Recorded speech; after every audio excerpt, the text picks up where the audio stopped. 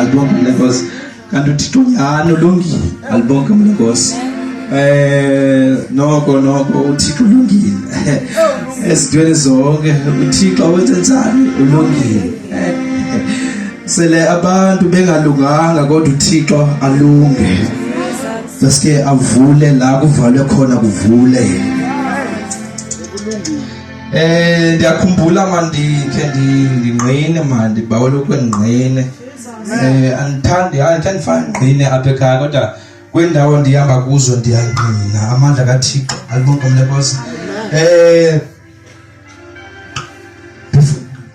Then xa ndiphume ndigqibe ugrade 12 zandi apply esikolweni zandi apply indawo alibonga mina Nkosi.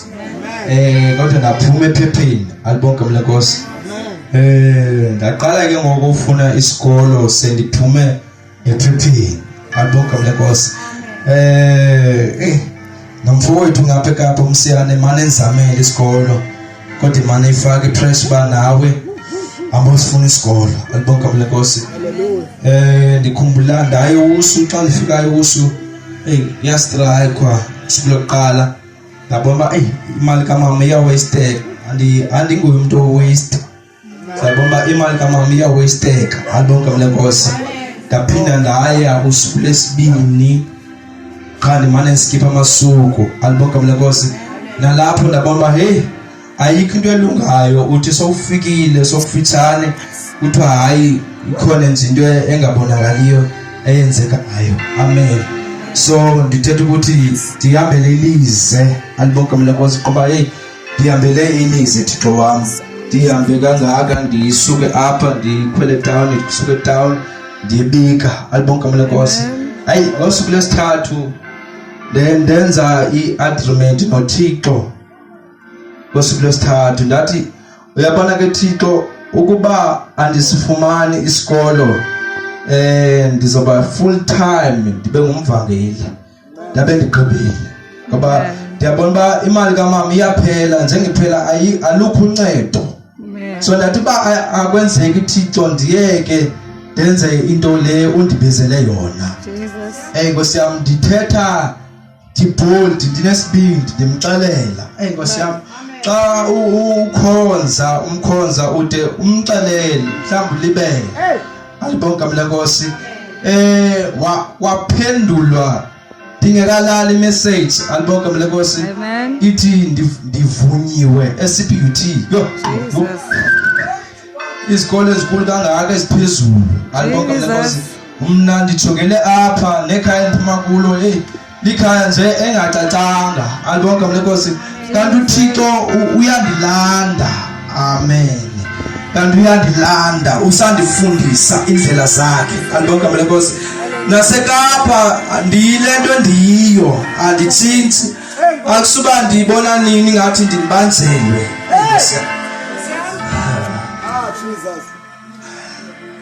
Kwindawo endihamba kuzo ndibanze andiqali le ndingathi ndiyayifake xa ndilapha. Jesus. uThixo ozenzelayo xa ndihambayo. Jesus. Ndiye ndithethe naye andiva ndimamele. Amen. Athi hamba. Nkosi yami mna umama akaphangeli nama ndiphangeli.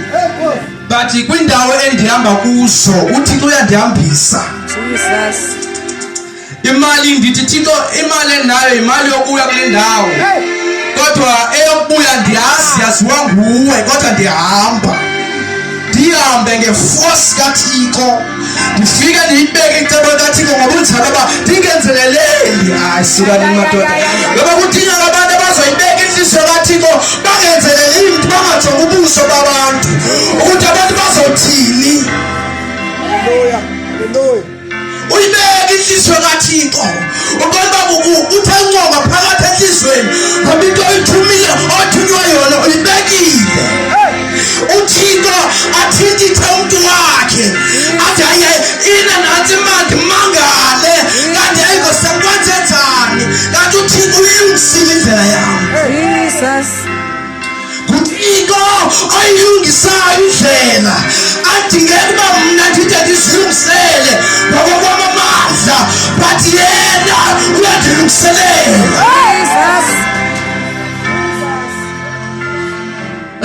Nkosi yami ndikhumbula ndisemncinci utata anqakula athi masihambe bishop Fondini masihambe. Masihambe bishop andiyazi ndibizwa nje nxa esitwa masihambe xa kufuneka siyendaweni kuthiwa masihambe bishop. Sahamba ngenye imini utata ngumuntu owaye engosama ukholo lwakhe lwalunzima ngendlela emangalisayo but ndafunda ukuthi ukholo funeka ungene kwi-risk. Jesus. Siphuma imvula isina kumnyama ukuba le mvula le inzima yingozi but utata uthi masihambe bishop ukhona apha siyakhona.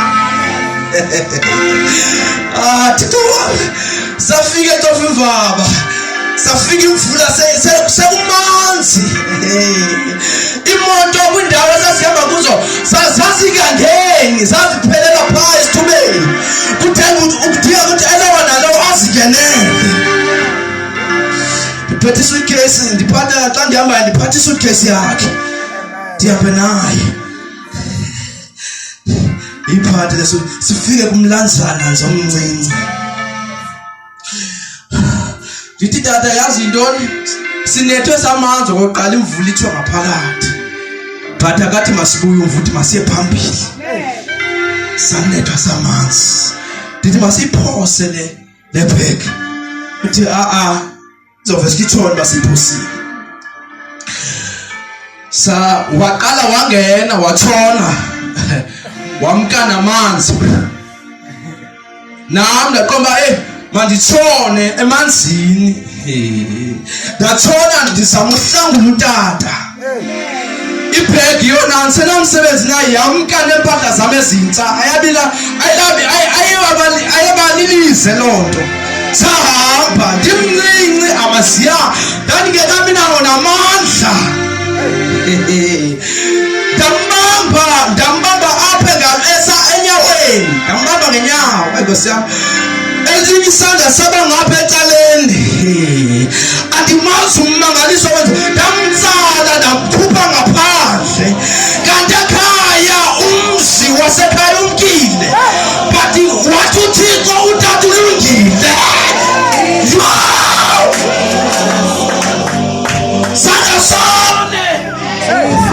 Sangasolenta wathi uThixo ulungile.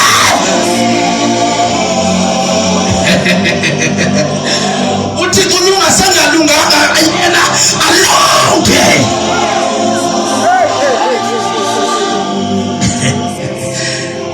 Thixo wami kwezinye indawo wayihamba kuzo ndizoshumayela sanibanga wam ndiyanqina ndisayengqine iyandidla le nto.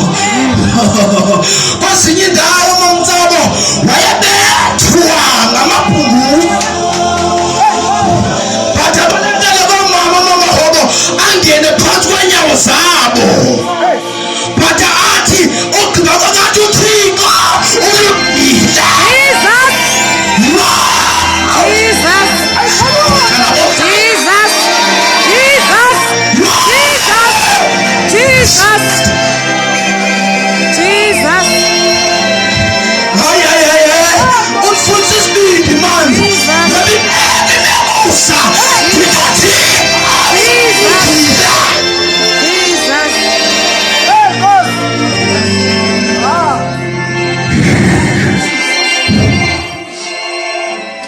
Thixo wamazulu ulungile uThixo. Yini Mamtsabo uThixo alunge sele amathena ebothiwe Thixo kodwa alunge yini. Ndimbona nakuyami impilo umgidi sangaplanelwa waplana emazulwini. Intanga zam ndasiya. Thixo wami ndizayithina le nto ndangena ndingafuni ungena nomuntu esendithembisile uba uzondeliswa wajika ujika sengumeyi ujule ufikile bathi mama uyabo ndizokweluka uthanda ungathandi ngoba zasendibaqale bathi mama ndiyangena unayo imali ungenayo ndiyangena ingilo mntu njalo ke nyandangena ndingenanto uThixo ulungile ndasumayela phayana ndisumayela nomlungu kanti uThixo uyandibonisa ukuthi ndisezosumayela phezu kweenginginya zabantu alamini ndafika kukho umlungu pha sifika ngexesha elinye sayenza lento seseyenza sahlala ogqiba kwam ndasumayela ndisumayela sebakhwetheni bathi abanye abaqinisiweyo ngeebhokhwe zabo bathi ikhona inarhumane engena apha iqhube icala lonke lendlu ndibe ndisithi mna ndilele geleke andinanto ndiyivayo ndiqamele ngebhayibhile yam ebakhwetheni ndiphethe ibhayibhile ndiyasumayela ebakhwetheni ndisumayela bongasuyela khona ndisumayela ukuthi wethenze uThixo